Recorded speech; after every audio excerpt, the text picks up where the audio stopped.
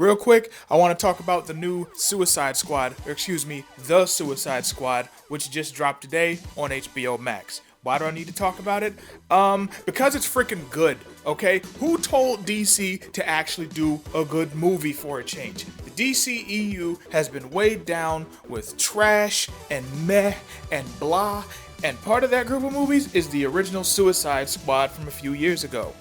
They wanted to capitalize on the whole Guardians of the Galaxy-esque team of a bunch of morally gray anti-hero types who come together, ultimately inspire each other to be better, and as a unit can actually do some good. The problem is, just like with everything else in the early days of the DCEU, they were trying to copy the Marvel formula without actually doing the work.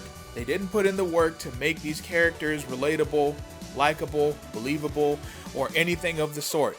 It also didn't help that it often felt like two films that were mashed together that really didn't fit. And they also did the DCEU thing of having everything come to a head with a climax against a giant CGI villain that no one knows or cares about, and it's just a big old sloppy CGI slugfest. The best thing about the movie was Harley Quinn, but then even that didn't last because then we got Birds of Prey. Fast forward to 2021, and everyone pretty much thought that this would just be another nothing burger of a movie. Most people, myself included, forgot that the movie even existed until we logged on to our respective devices to see that the movie was out. So I said, screw it. I thoroughly enjoyed myself. This movie feels like what the original movie should have been. A fun, over-the-top, excessively gory, but still containing heart movie with characters who are very memorable, who are very unique. You understand why everyone's there. Everyone has something that they need to overcome. Even the most nothing side character member of the team proper has a moment where you go, damn, I felt that. Or you actually laugh at something they said. It's not a bunch of cringeworthy not jokes from the not Joker. Why can't you poor bastards be funny? The action scenes were heart pumping, really got the blood flowing. The comedy hits way more than it misses. There were plenty of moments where I was literally laughing out loud, literally falling over myself with laughter. And don't think I didn't notice that James Gunn is on this one. That's right, they got the guy from Guardians of the Galaxy to do it. So essentially DC cheated. They said, man, I'm tired of trying to make these Guardians of the Galaxy style movies and it don't work. Why don't I just get the actual guy from Guardians of the Galaxy to do it? And then he patted himself on the back all the way to the bank to deposit that check. Everyone in this movie has shining moments, but there are 4 characters in particular that I want to highlight real quick. That's Amanda Waller, played by Viola Davis, Peacemaker, played by John Cena, Bloodsport, played by Idris Elba, and of course, Harley Quinn, played again by Margot Robbie. These 4 are the shining stars of the movie. Everyone else has cool moments. These 4 right here gonna get you to watch the movie over and over and over again. Idris Elba is a proper leading man of this type. He definitely feels like what Will Smith should have been and what they tried to make him be. And that's no shade to Will Smith. Will Smith, great actor, but he's definitely one of those guys who just gets away with playing himself in every role. It was just Will Smith as Deadshot, okay? This time, I actually felt like Idris Elba was in that role. I was so worried that Bloodsport would just be Deadshot light, but no. He really wasn't. Even with all the similarities that the 2 characters have, they're both former assassins slash mercenaries that are doing time. Obviously, they're both black men, and they're both fathers. But, in a nice little twist, instead of having a nice relationship with a daddy's girl, Bloodsport's daughter can't stand his trifling ass, and he really don't want nothing to do with her. But it's not out of a lack of caring, it's because he doesn't feel like he has anything to bring to her life. Honestly, it's the best move that a person like Bloodsport can make. If you feel like you just a genuine piece of shit and you have a kid, you might feel that the kid is better off without you. And seeing him go through everything while also being a hard ass and doing everything he did was just a damn delight. And on the flip side of that, we have Viola Davis as Amanda Waller. The cold, no-nonsense facilitator of the Suicide Squad, who brings everybody together. Now, in the last movie, we saw a taste of her no fucks givenness, but on this movie, ooh, it is even brought to higher degrees. The amount that I could not stand this woman reached peak levels, and that was the point. We're supposed to dislike her. We're not supposed to be able to stand her. We're supposed to think that she is the grimiest of the grimy who will do whatever it takes to complete the mission, and everything else be damned. Then there's Peacemaker, John Cena. Now, I had no idea what to expect going in with him, but I was pleasantly surprised. He really did the damn thing as this really weird, sort of anal retentive kind of character who's really obsessed with keeping peace to the point of causing mass amounts of violence. And seeing him have his sort of uncomfortable rivalry with Bloodsport for the whole movie, great. Not gonna spoil anything here, this is a spoiler-free review, but seeing those two go at it all movie, absolute thing of beauty. Before we move on to Harley Quinn, I do have to give an honorable mention to the character of Ratcatcher 2, played by Daniela Melchior? I'm probably mispronouncing that. Sorry, very sorry. But she was a very well done character.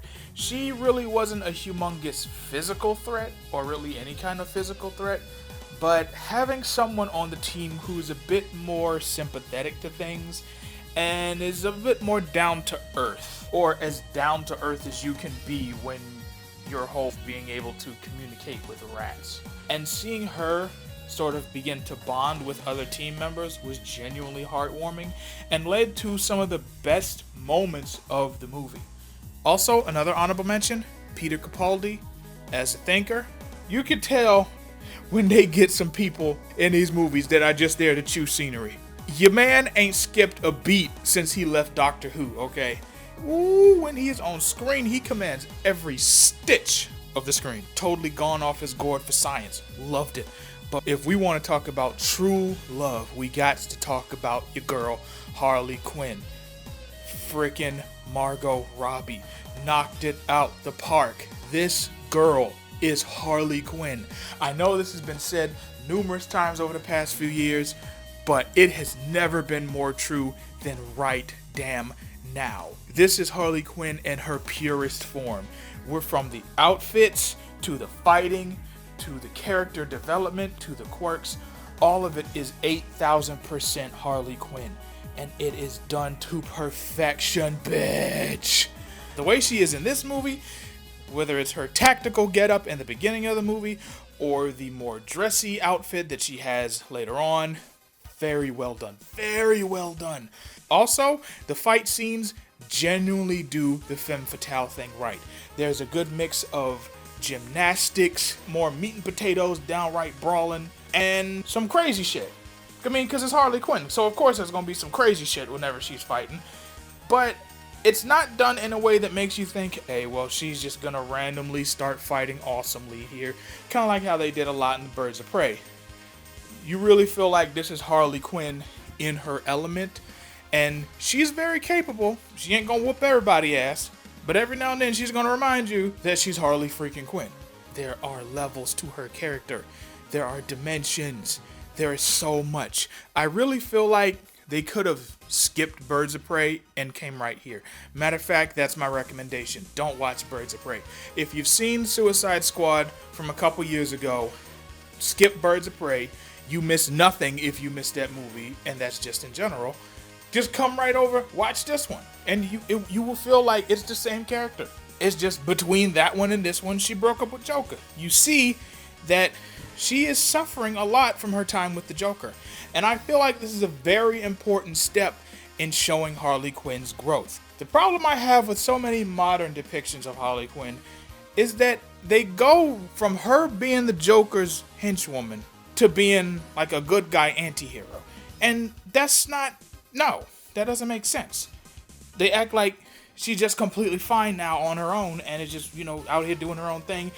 Usually instantly links up with Poison Ivy, and that doesn't make sense. That's not how it works. And ultimately we see that she's not evil, at least not in this version of Harley Quinn, But she has a way to go before she can be anything that would be considered a hero.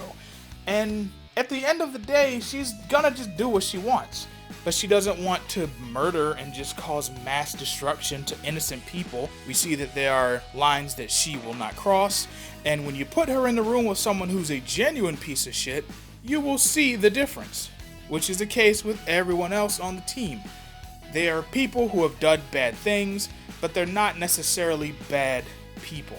And I want to close on that note. Aside from the fun, aside from the characters being portrayed so well, we have probably the best comic book inspired movie of the past 2 to 3 years. And it's about anti-heroes. I understand that the whole anti-hero / deconstruction / dark and gritty stuff has been done to death a million times. People are over it. I'm over it for the most part. But this is not that. This is not someone taking Batman or Spider-Man and turning them into some selfish asshole. This is a story about assholes fighting bigger assholes, and in the process they realize that maybe they're not 100% assholes. And that's an important story to tell. Just like aspirational heroes have their place, and everyman heroes have their place, anti-heroes have their place. It's important to point out that sometimes in life, you fuck up. Sometimes you fuck up big. But even after you fuck up, you can still do good things. You can be a better person than you were when you were doing the bad shit. I know that's an uncomfortable thing for a lot of people to deal with, but it's a reality of life. And I don't know why the superhero universe should be any different. Not every hero is going to be squeaky clean. They're not always going to start off being altruistic. The reality is, some of the best people in this world, at one point, were absolute menaces, or super selfish, or acted with reckless abandon. One of my all-time favorite heroes from history, Malcolm X, was a career criminal for his early life, until he found the Nation of Islam in prison. And now history regards him as one of the most influential leaders and thinkers of the civil rights movement. So that's going to be all for me today. The Suicide Squad, super solid state recommend. That's the official rating. Solid state recommendation. If you got HBO Max, go watch it. If you don't, go watch it. Put your Barbossa hat on, put your Captain Jack Sparrow hat on, go find it, alright?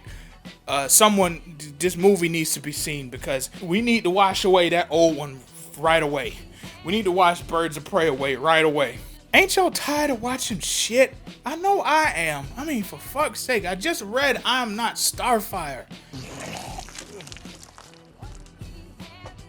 Thank y'all for watching and listening. Tune in next time. I'm Animane, and I'll talk to y'all later. Deuces.